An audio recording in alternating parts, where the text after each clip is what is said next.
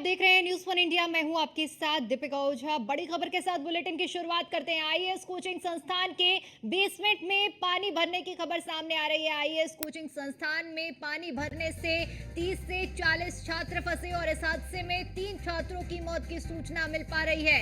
अंधेरा होने की वजह से बचाव काम में परेशानी आई है।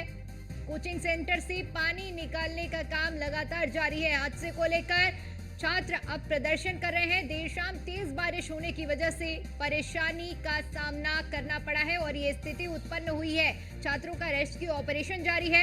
इधर शिक्षा मंत्री आतिशी ने मजिस्ट्रेट जांच के लिए आदेश भी दिए हैं। हादसे को लेकर प्रदर्शन पर छात्र बैठे हुए हैं। तो इस वक्त की बड़ी जानकारी दिल्ली से सामने आ रही है, जहां पर पानी भरने से 30 से 40 छात्र इस परिस्थिति में फंस गए, जिसमें से बताया जा रहा है कि 3 छात्रों की मौत हो गई है और रेस्क्यू ऑपरेशन भी जारी है। अब इसको लेकर हादसे के बाद छात्रों में रोष भी देखने को मिल रहा है।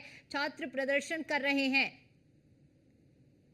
तो कोचिंग सेंटर में पानी निकालने का काम जारी है। इधर आपको बताते चले कि अंधेरा होने की वजह से बचाव काम में परेशानी का सामना करना पड़ा है। 30 से 40 छात्र जो कि पानी में फंस गए और हादसे में 3 छात्रों की मौत हो गई है। तो ये देर रात की घटना है और ये तस्वीरें भी हम आपको दिखा रहे हैं कि किस तरह से एनडीआरएफ की टीम भी मुस्तैद थी और रेस्क्यू ऑपरेशन किया जा रहा था। क्योंकि जब हम बात करते हैं ओल्ड राजेंद्र नगर की, वहाँ की परिस्थितियाँ, वहाँ बेसमेंट में कक्षाएं चलती हैं, जो बच्चे परीक्षा देने जाते हैं। ऐसे में बच्चों की बड़ी संख्या में फंसे होने की आशंका जताई जा रही थी। 30 से 40 छात्र फंसे हुए थे। इसी खबर पर ज्यादा जानकारी के साथ हमारे संवाददाता पीयूष तिवारी हमारे साथ जुड़ चुके हैं। पीयूष, अभी फिलहाल क्या कुछ परिस्थिति है? क्योंकि बताया जा रहा था कि 30-40 छात्र फंसे हुए थे, 3 छात्रों की मौत हुई है। इसके बाद छात्रों का प्रदर्शन भी देखने को मिल रहा है।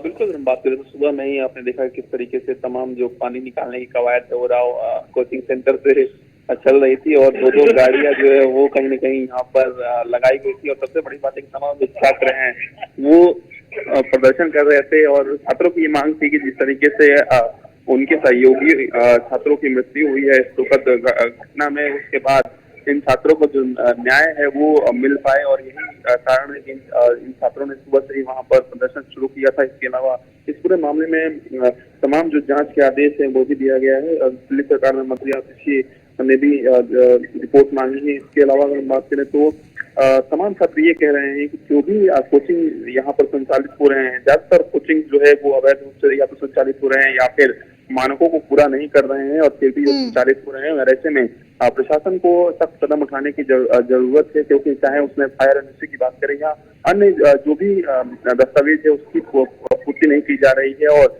ज्यादा संख्या में कहीं ना कहीं छात्रों को पढ़ाया जा रहा है, यानी कि कम कैपेसिटी वाले कमरे में या हॉल में उससे ज्यादा संख्या में जो छात्र हैं उनको बैठाया जा रहा है। इसके अलावा कई जो बिल्डिंग है वो जर्जर हो चुकी हैं, कई बिल्डिंग्स ऐसी हैं जहां पर निकासी की व्यवस्था नहीं है आपातकालीन, तो उसको लेकर भी तमाम जो सवाल है वो छात्र उठा रहे हैं। इसके अलावा कल की घटना की बात करें तो आपने देखा है किस तरीके से जो मेयर है दिल्ली की शैली ओबराय, उन्होंने ये दावा कर दिया कि सीवर फटा था, इस वजह से अचानक से वहां पे पानी बढ़ गया। ये भी जानकारी मिली कि करीब 3 मिनट के अंदर ही 8 फीट के आसपास जो पानी है वो भर गया था और क्योंकि ये पानी गंदा था इस वजह से छात्रों को ढूंढने में काफी परेशानी हुई। जो छात्र नीचे फंसे हुए थे, करीब 35 छात्र फंसे हुए थे, ज्यादातर छात्रों को निकाल लिया गया या खुद भी बाहर आ गए, लेकिन 3 जो छात्र छात्राएं थी वो उनकी जो दुखद मृत्यु है वो कहीं न कहीं इस हादसे में हो गई। और उसके बाद अब क्योंकि प्रशासन की ओर से यही कोशिश रहेगी कि छात्रों को समझाया बुझाया जा सके।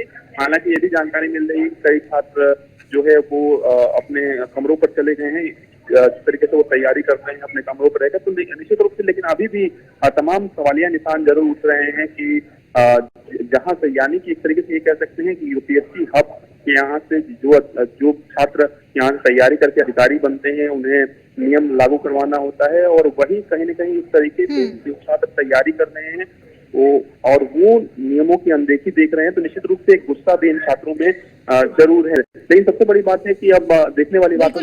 बहुत शुक्रिया।